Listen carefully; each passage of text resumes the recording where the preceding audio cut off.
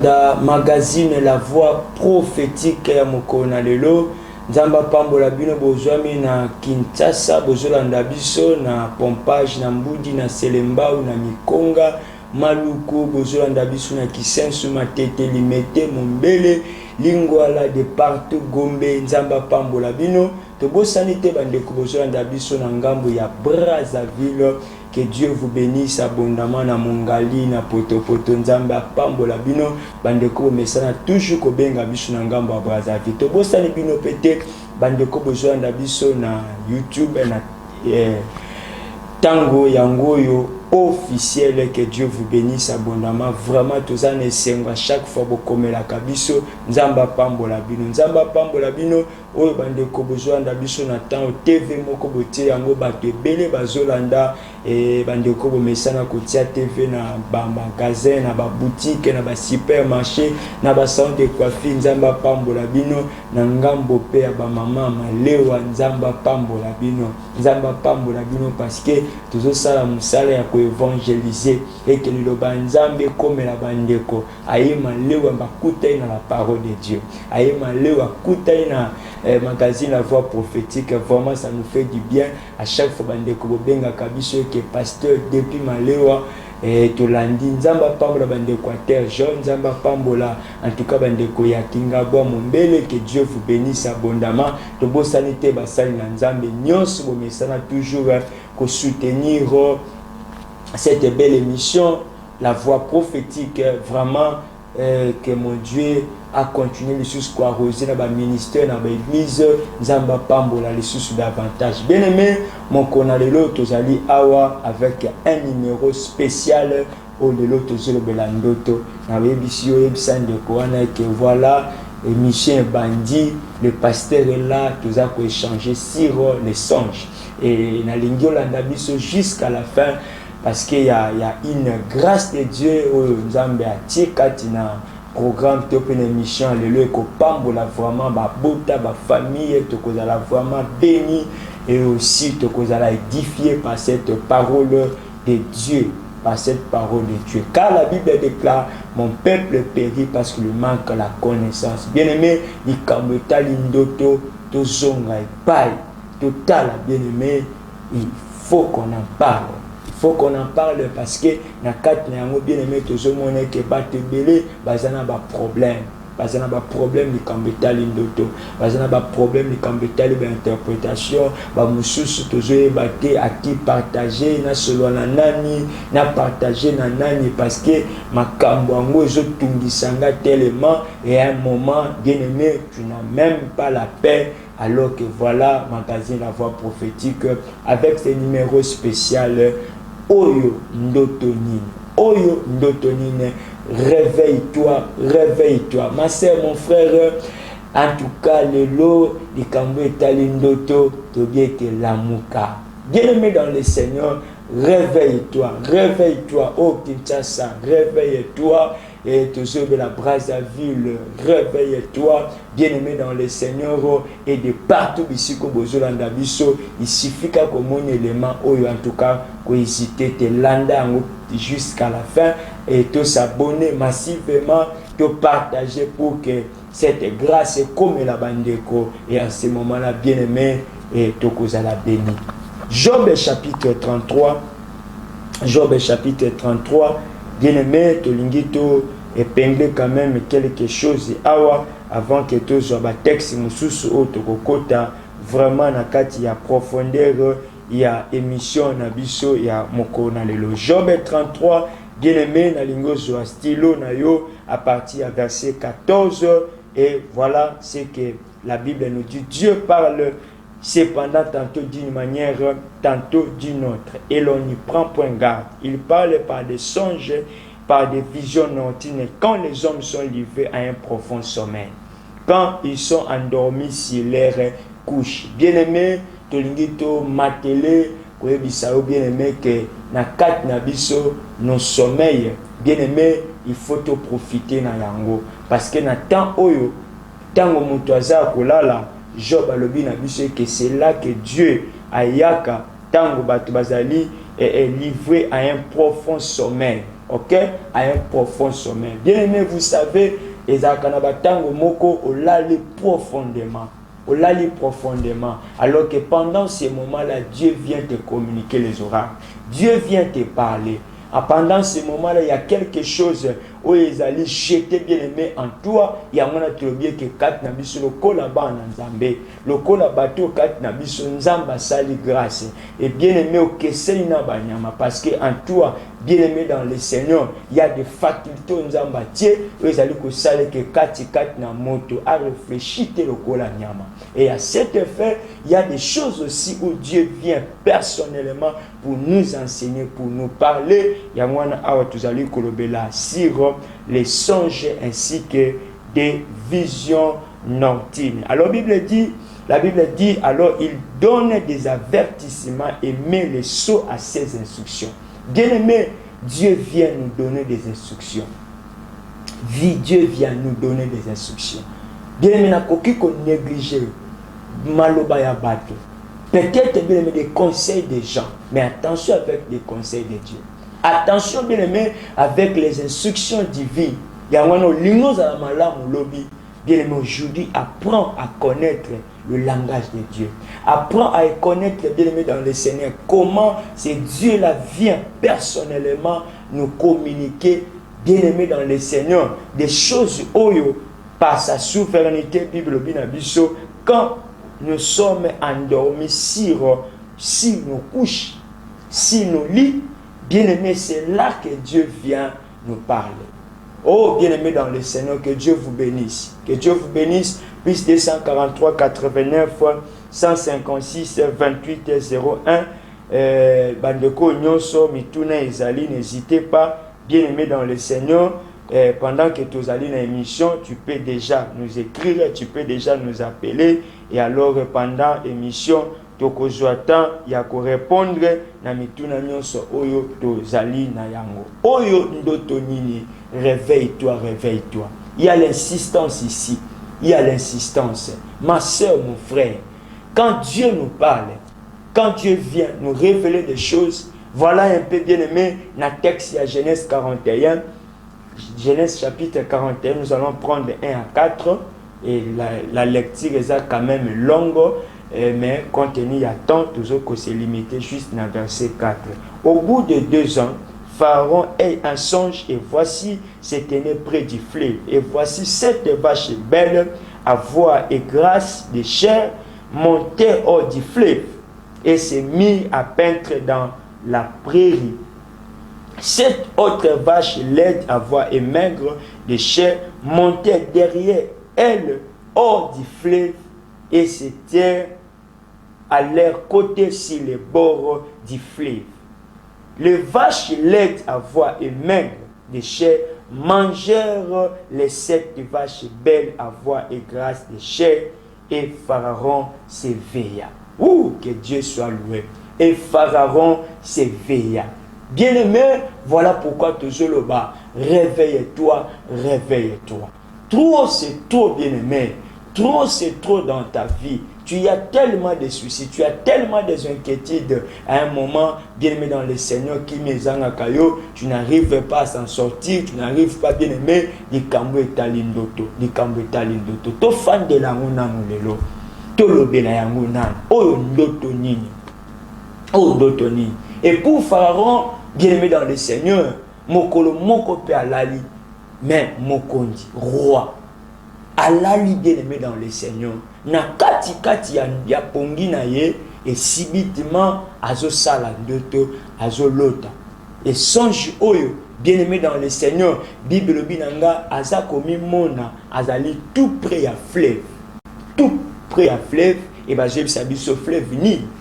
Et bien-aimé dans le Seigneur, ce qui peut te dire total à mingi mingi lelo, peut-être na niveau na ye, le fait qu'il y a comme un fleuve, et ça qui passe et déranger pas tellement, parce que na niveau na ye, a mi moni na kati ya pene ya ebali, pene ya fleuve. Alors, bien-aimé dans le Seigneur, de même aussi, il y a aussi des gens, na mokilio tozali, Nicolo, bien-aimé dans le Seigneur, bandoto na tout autour, il y a fleuve. Peut-être il y a une catégorie, ce que l'autre a un coup d'eau, soko l'autre milo takaba mai moko boye et bien aimé dans le Seigneur, tu n'arrives pas à comprendre. Pene pena ba mai, cela signifie quoi concrètement? Pene pena ba mai et ba mai yango tango nyos na vie na yo et oloti omisutuki nazala ki ne sikani. Bien aimé dans le Seigneur, il faut katikat na biso babisika mususu ba lieu mususu fréquent oyo to mimonaka tout moment ezali ko zonga bien aimé na ba rêve na ba songe na biso, ça doit aussi commencer à nous interpeller. Et voilà pourquoi lui qui était roi a mimoni alobi, mais qu'est-ce qui se passe ici? Mais ceux qui wana tebi lobi na biso a mimoni ke bangombe 7 ya minene ya mafuta bazobima na mai bazobima. Et bien aimé dans le Seigneur, pendant qu'amoni bangombe oyo na kati na ye, on s'est dit akokai ko sepela parce que comme cette image et pas inaye et kokai ko sepelisa ye akoki ko balobi certainement ba image oyo eza ya malamu pona nga ya malamu pona mboka nanga, mais loko toza komitu na koma bangombe oyo bakoki ko bima na mai. Bien aimé, c'est ça là où il y a le problème. Bangombe oyo bazobima na mai. Et bien aimé, mingi pe image na ya fleuve et soukaka peut-être na kati na yango y a toujours des réalités moko mimonaka. Peut-être tu vois avec des gens, peut-être tu vois que na mai wana bien metala kaka koikozala batu bazate mais oza komi mona yo moko. Des fois tu es ni bien m'excuser. Mais na kati nango les problèmes ezali pourquoi seulement au milieu taka très souvent et koza na kati ya mai. Bible lobi bangombe o bazobima. Bangombe ya minene, bangombe ya mafuta. Bien aimé dans le Seigneur, alors que bangombe oyo et pas na Joseph a interprété yango comme une saison où toujours une bonne saison d'abondance. Il y a biloko ebele cette image oyo roi Pharaon azomona. Et alors Bible zolo banabiso après quelque temps a commis mona lisusu que bangombe 7 ngombe oyo bien aimé contrairement na image oyo monaki, contrairement na oyo épisode ya liboso ya monaki awa sika komi mona bakonda bangombe bakonda pe na kati na bango baza na vitaminité. Oh bien aimé dans le Seigneur, des fois mona kama kambo malamu, mais quelque temps après okoya komi mona na kati na yo toujours makambo mabe. C'est-à-dire dans ta vie il y a toujours une série ya makambo malamu, mais peut-être et où me la kate. Et après bien aimé dans le Seigneur, on peut connaître aussi une saison, mais la très mauvaise, une saison compliquée, une saison bizarre. Bien aimé dans le Seigneur, qu'on se le dise, bah image oh ya malamu. Les quoi moni Pharaon moni et c'est pelicier, mais quelques temps après a commis mon alisusu il y a bangombe oyo il y a mabe bakonda alors que yango peut ko signifier biso encore une saison mais une très mauvaise saison. C'est comme ça bien aimé ezali pendenge ya ba vie ya bato eza pendenge ya ba réalité oyo peut-être yo mutozo landa biso na moment au bien aimé yango tobi réagissait mingi oremaka kama kamba malamu et bandi eza ko évoluer mais quelques temps après et au katana quelques temps après bien aimé dans le Seigneur au kokota na une saison où tu n'arrives pas à comprendre mais est-ce que ngayo na bande komona makambo ezo marcher bien kaka ngayo bien aimé dans le Seigneur Pharaon a eu panaye azomona deux images différentes. Une bonne image et alors une image encore que la très inquiétante. Une image que la embêtante dans sa vie. Et alors, bien aimé, mais ce qui est grave, c'est que ba image ya bangombo moni ya mabe, au lieu que suka wana bibelobi oyo ya mabe ekoya ko englouti, ekoya ko mela bangombe ya malam oyo Pharaon amonaki. Bien aimé dans le Seigneur, pourquoi yango tozoloba oyo ndoto nini? Ndoto nini? Na mimoni na mai, pene ya mai, na mimoni bangombe ya malam, peut-être attention nanga et se focaliser qui davantage, mais quelques temps après na mimoni lisusu ke nanga tout nanga bangombe ya bakonda, bangombe oyo peut-être pas na mokonzi ya salité parce que mesana toujours na biloko ya malamu.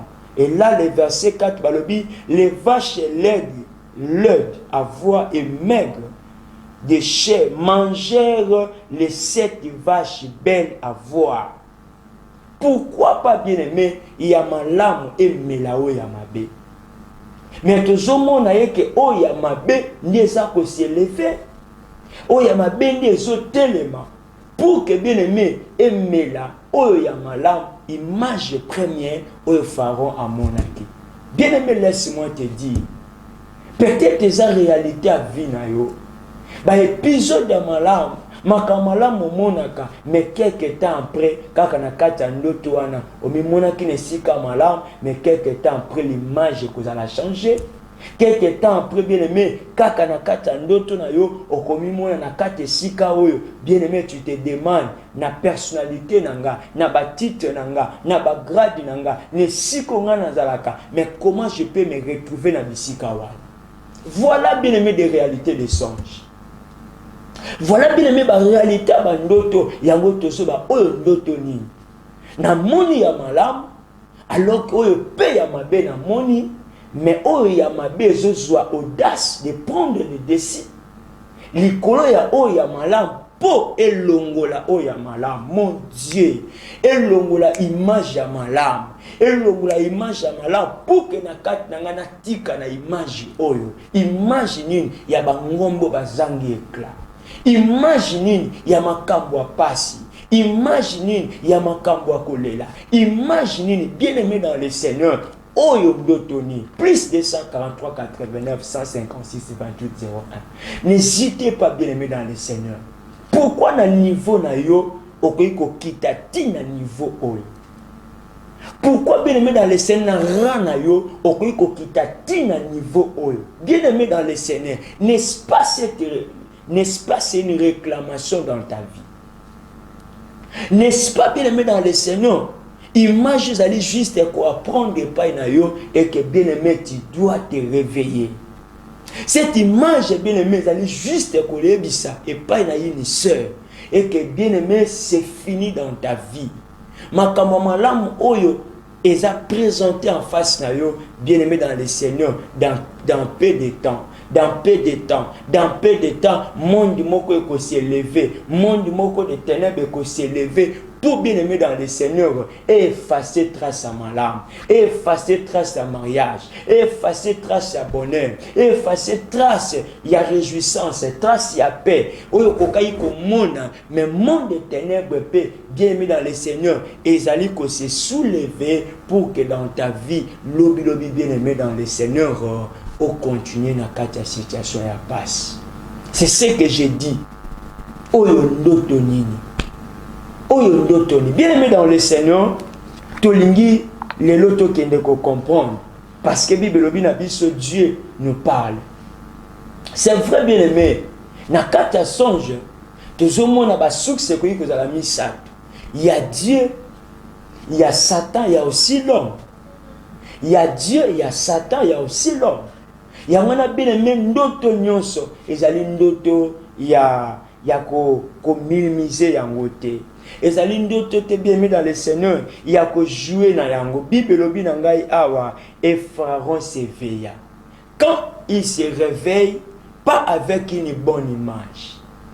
Quand il se réveille pas bien aimé dans le Seigneur, na katnaye avec un cœur là joyeux, il était traumatisé. Il était agité. Pharaon, il avait des inquiétudes, des soucis na kati na ye. Comment vision ya malamu, vision ya mabe. Comment tableau ya malamu, comment tableau ya mabe. Comment situation on a moni ya malamu, mais quelques temps après, bien aimé, la carte les a changé. Oh, que Dieu vous bénisse. Que Dieu vous bénisse. Bien aimé, bisiko bozolanda biso, oyo ndoto nini. Réveille-toi. Réveille-toi, ma soeur. Réveille-toi, réveille-toi, mon frère. Bakokite ko se jouer na yo jusqu'à ce niveau. Bakokite bien mis dans le Seigneur, kotika yo jusqu'à ce niveau. O continue à kolela. O continue à kolela. Bien aimé, o yamalamu et s'éclipser, yamabe s'élever. Bien aimé dans le Seigneur. Et par là, je comprends. Et que mingi pena bakati ya ba vie ya batebele, il arrive des moments où, bien aimé dans le Seigneur, lokola yo pozo landa biso, tu te poses mille et une questions. Bien aimé dans le Seigneur, sorti nini ya bandoto, peut-être tu te retrouves ya au perdre aka biloko, au perdre aka. Il y a yo très souvent, ce sont des songes en caractère ou en rapport avec des pertes. Jamais koko mona telo komo kwa malamu tu jusqu'à la fin. Mais subitement tu verras des choses. Peut-être là le loti au perdre porte-monnaie, au là le loti au perdre trousse, au là le loti au perdre ba clé, bien aimé dans le Seigneur. Pourquoi ba perte oyo récurrente na ba songe na yo?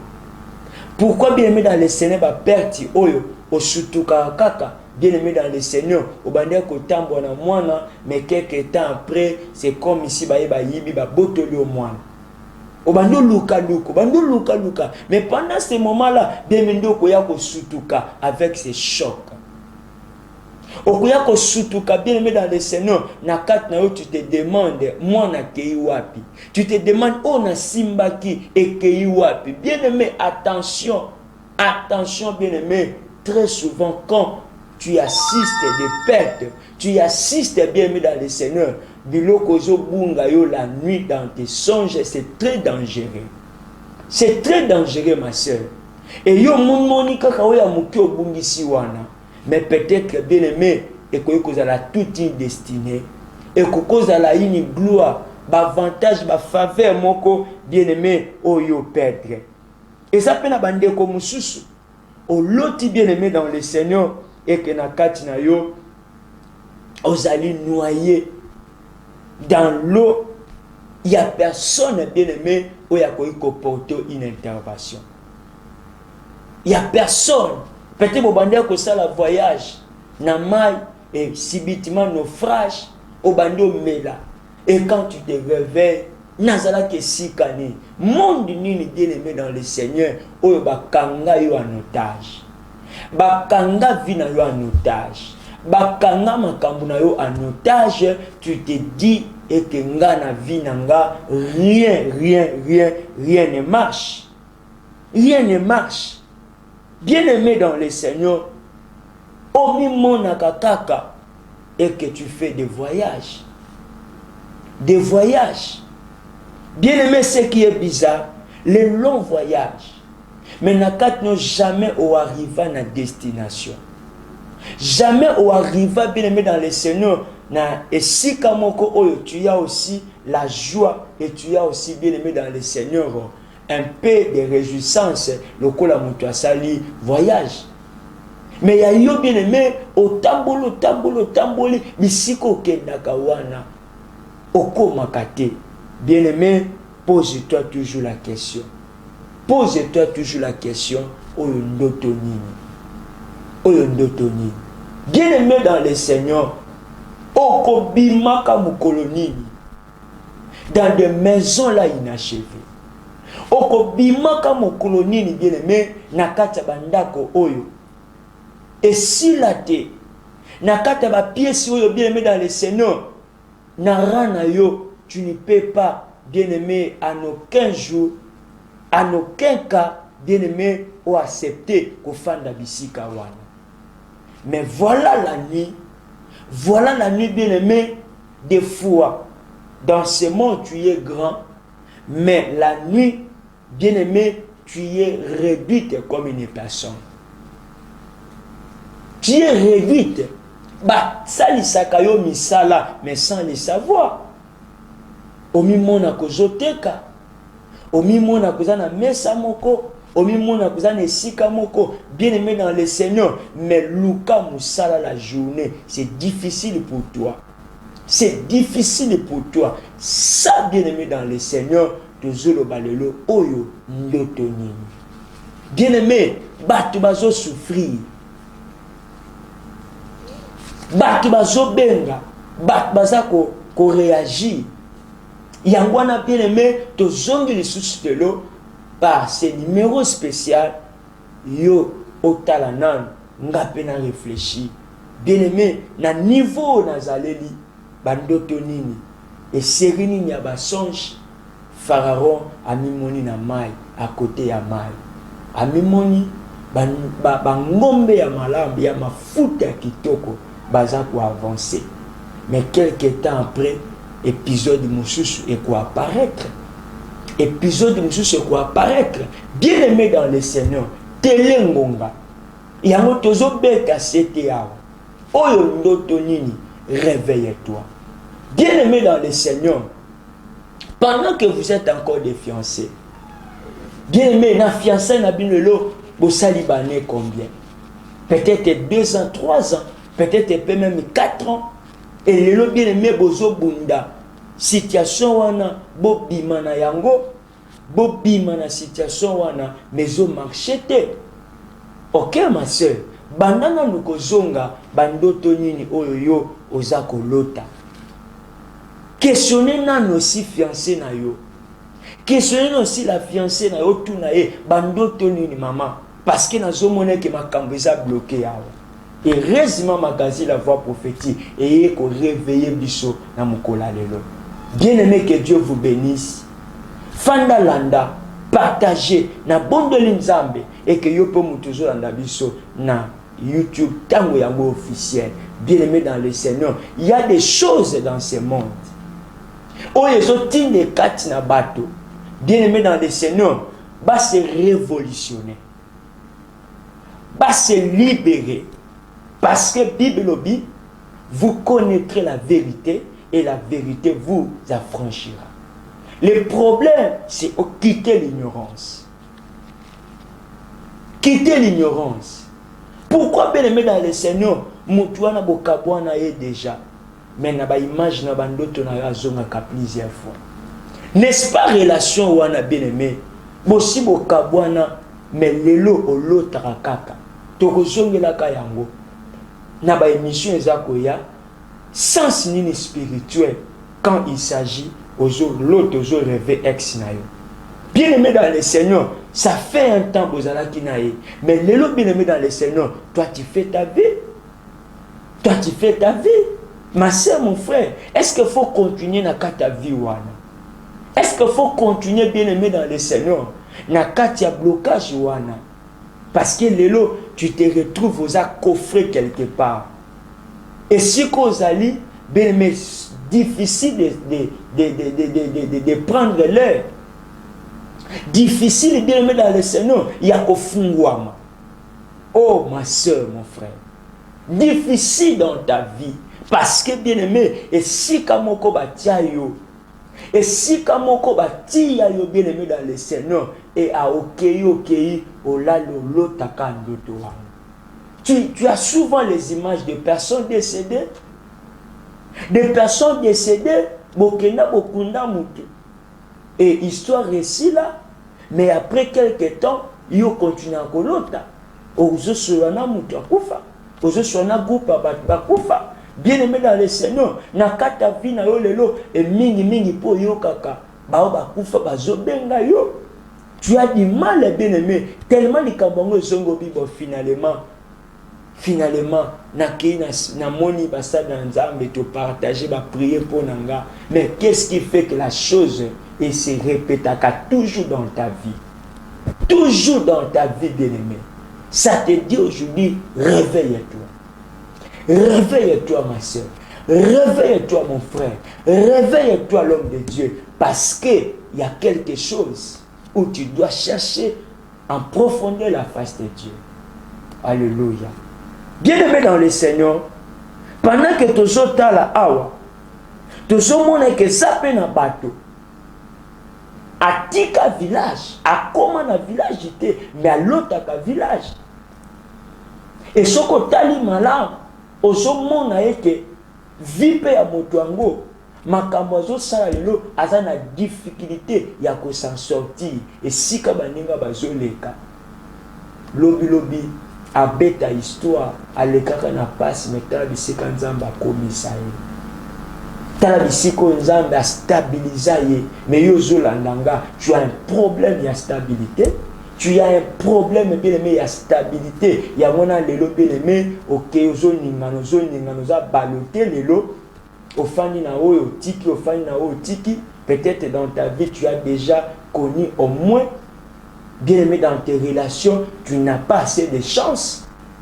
Dans la relation yo soir, mingi ba relation na atiki yo ndoko yo ka lobby ake ko fiancé initial. Lobby moni yango na Facebook na ba réseaux sociaux. Tu te dis, mais oh, tu as la canaille, au comment bête à solo pas battu. Et jusqu'à quand, bien-aimé? Jusqu'à quand, ma soeur? Jusqu'à quand? Jusqu'à quand? Jusqu'à quand?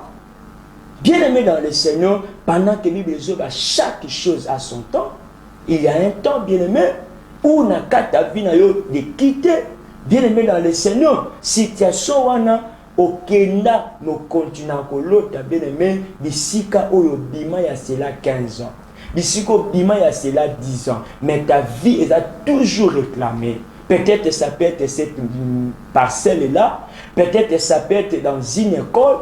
Bien-aimé dans le Seigneur, ba relation ya baninga oh lelo bien-aimé dans le Seigneur, tu as une autre vie mon continent toujours kolota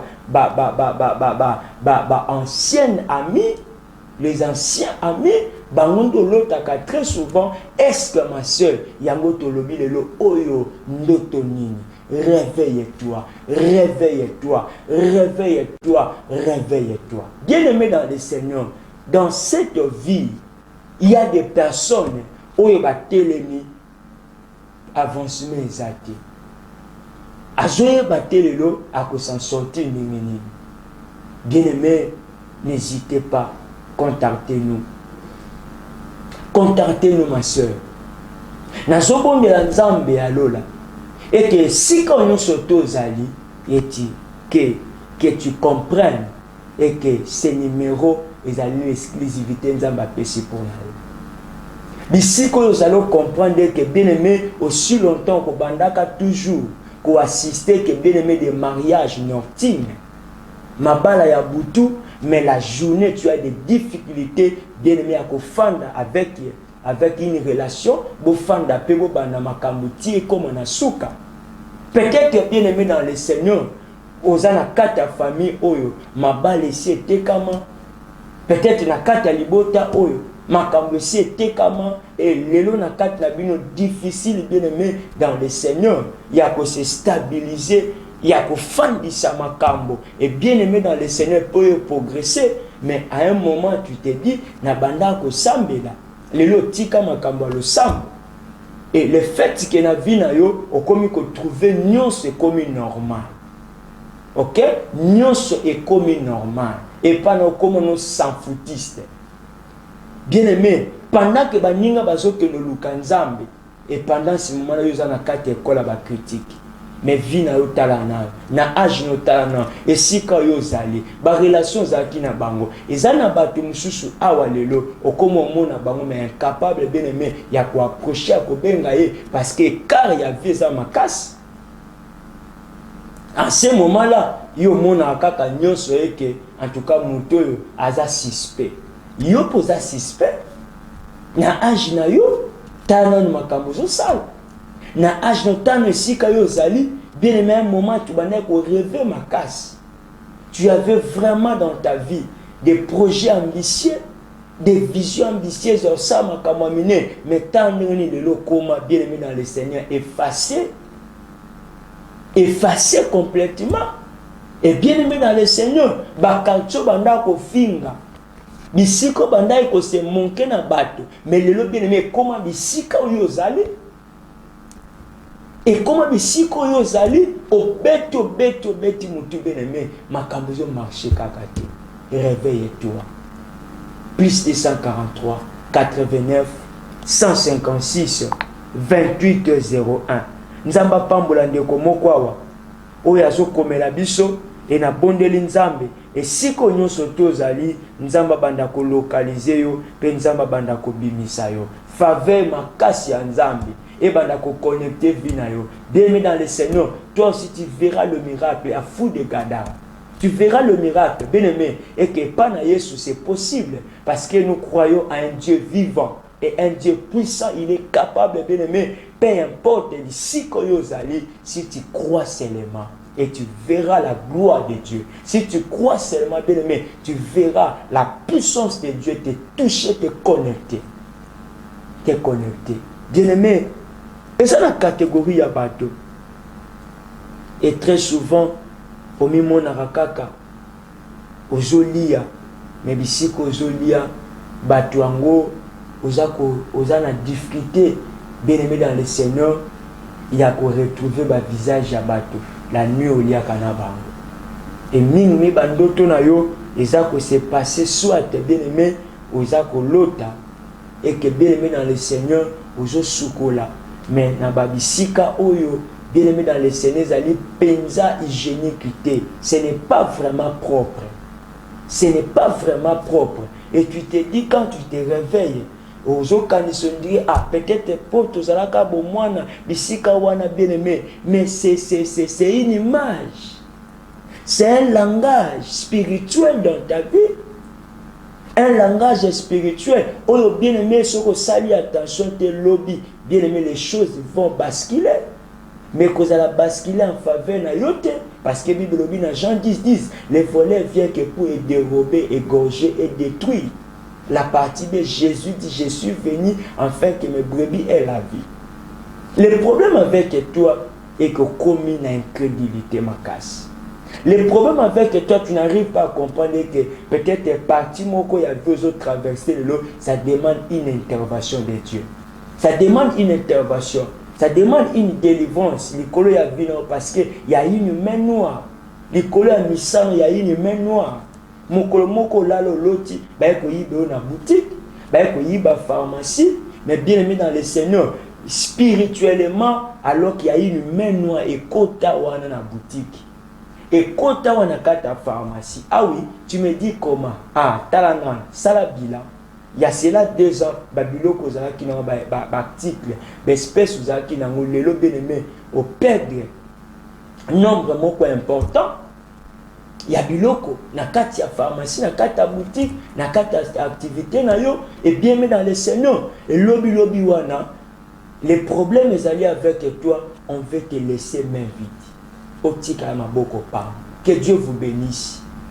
Que Dieu vous bénisse. Bien-aimé, au banda ko ça ba voyage ba conteneur biloko ezoya et bien aimé dans le Seigneur au banda ko simba mbongo tu avais des projets à minene ya ko ça makambe belé de metande ngani de l'eau otika la kana ba chantier et na quatre non incapable l'eau comme l'obela. En tout cas je préfère na teka ta 2-3 je préfère na teka mais alors que l'eau bien aimé dans le Seigneur est capable. Il y a que ça là grâce. Avantage aux qui n'ont oyo perdre que Dieu est capable. Il y a un zo bon de la mutumoko azolandanga. Bien aimé, c'est l'heure de la prière. C'est l'heure de prendre conscience. Il y a un mokolo wana Pharaon le bakabino na roluka aluki ba magistrat, aluki ba sage, aluki ba to nyonso bien aimé des personnes influentes à l'Égypte. Mais c'était ces gens-là où comment qui incapable parce que pas il n'arrivait même pas alors que ndeko moko azoye bisepai na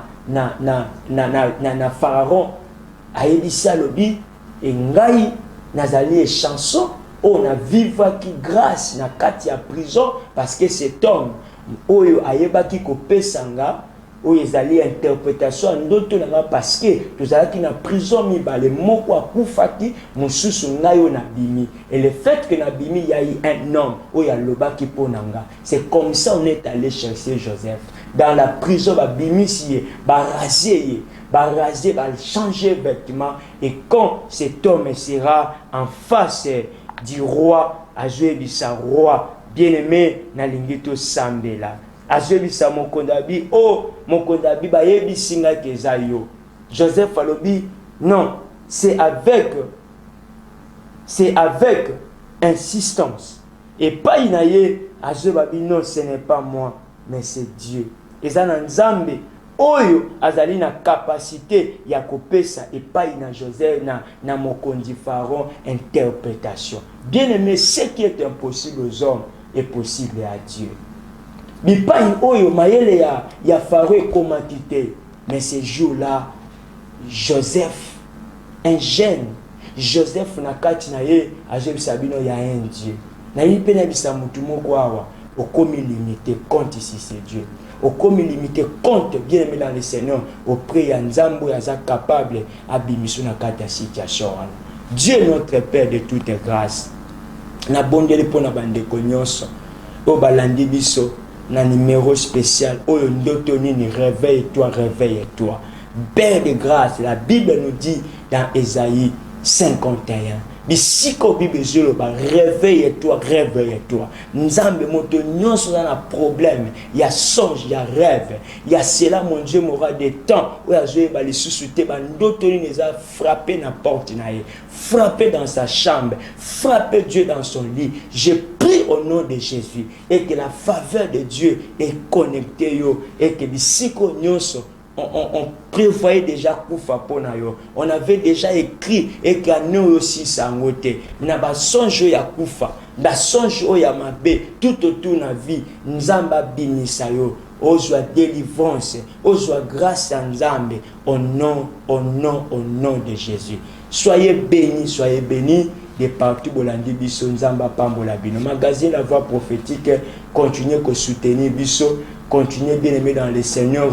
Ko pambola émission oyo parce que des projets oya minene zali elinge ke yope osuka kaka te baninga musupe ba pambo mandenge yo pambwami Nzamba pambola basai na ye bisika nyonso balandi biso nde tokutani mikolo ezali koya gardez ba numéro benga biso que le Seigneur vous bénisse tokutani mikolo ezali koya avec le même plaisir. Bye bye.